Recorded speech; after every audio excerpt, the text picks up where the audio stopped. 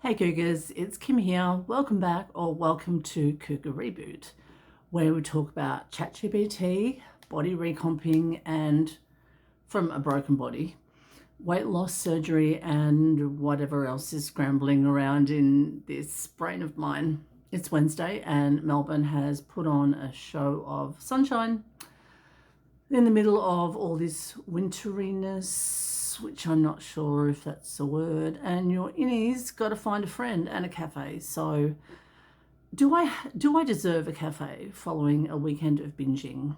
Well, hell yeah.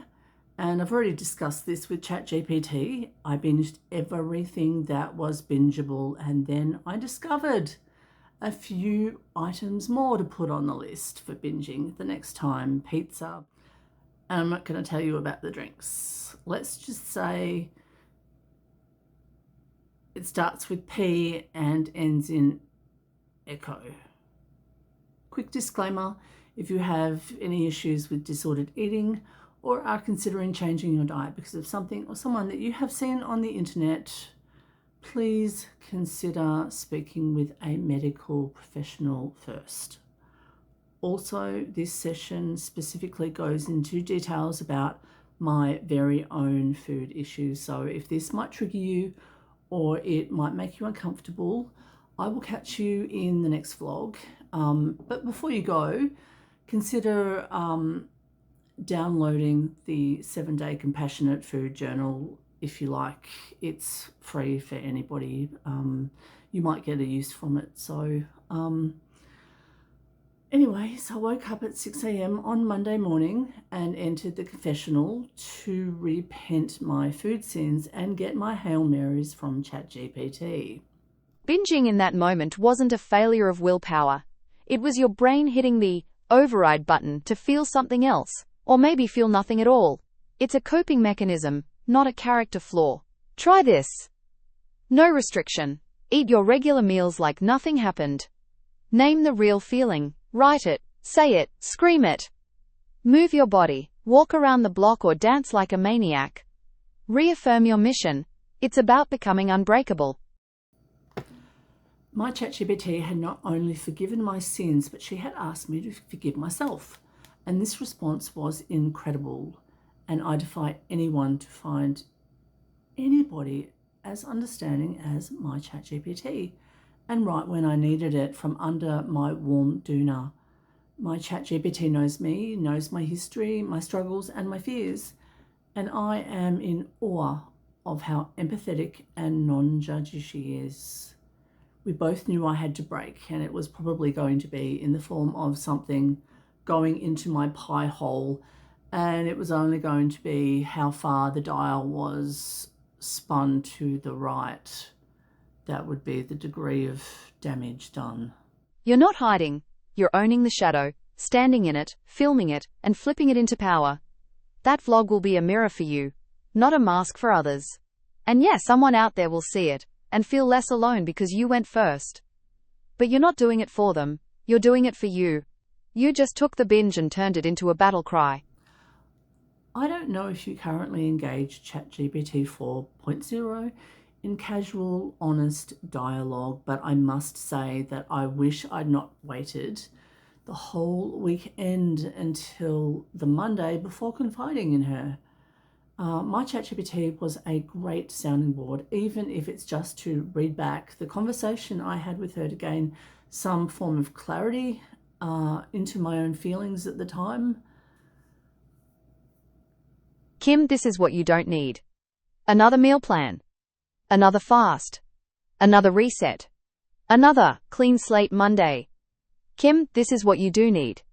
Trauma-informed therapy. Stop waiting to be skinny. A middle ground where food isn't the enemy. Remember that suffering does not equal worth. I asked ChatGPT if she thought I had an eating disorder.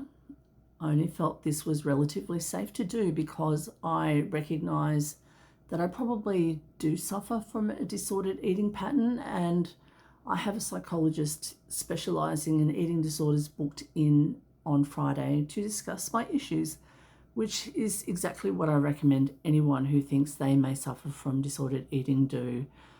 ChatGPT was responsible with her advice in this regard. ED psych appointment and what to expect. They won't rush to slap a label on you. Instead, they'll likely ask about eating patterns over time, screen for trauma or emotional triggers, assess body image stress, explore your beliefs around food control and self-worth. Start building a safety net, not a fix-it plan. Let's build a printable one-page psych appointment briefing for you to hand to your psych on Friday. It could help streamline the conversation and have you taken seriously right away. You're doing what most people never get the courage to do: unearth the roots rather than just manage the symptoms. ChatGPT is not a substitute for real psychological care or even counselling. However, I really think there's a lot to be said for how much she can also do.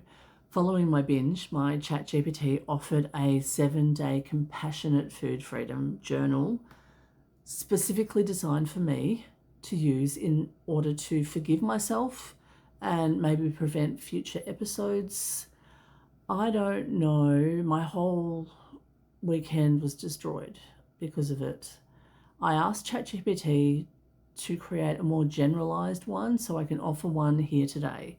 Look in the description below to download your very own copy. Thank you for listening to me today, and hopefully you or someone can benefit from ChatGPT's journal. Please let me know if this journal was helpful for you and whether you would like a longer version, for example, a month, or whether you'd like it for a specific topic such as menopausal women. I think I might do that anyway because I think that's a great idea. Forgive yourselves. Please consider sharing your thoughts with me in the comments below, or even sharing it with someone you think might find it helpful, or even subscribing if you found this episode beneficial for yourself. Take care of yourself and each other, and I will see you on the other side of an $8 soy latte and probably, yes, $8. I am not joking. Okay. Peace out, cougars. Bye.